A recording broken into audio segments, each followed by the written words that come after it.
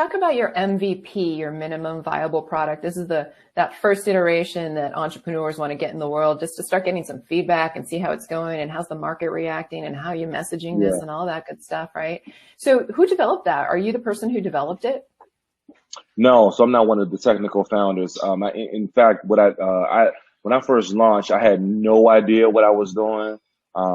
Before this company, I was running a remodeling business, where I was the guy who you would call when you wanted a sexy kitchen in your home. And so, even with that, I didn't actually do the actual remodeling, right? I was in charge of running the actual logistics and the strategic planning, and figuring out how to get from 0 to 1 for our users, for our clients.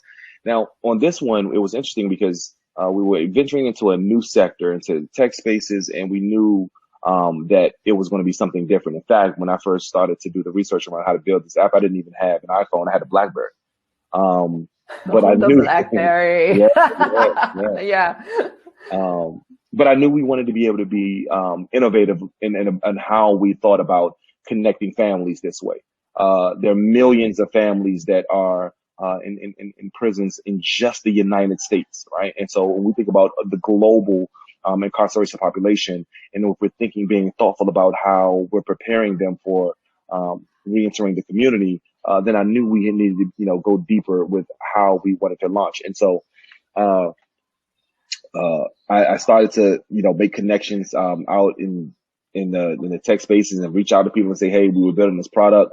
We finally landed on a UX guy who was a director of a firm.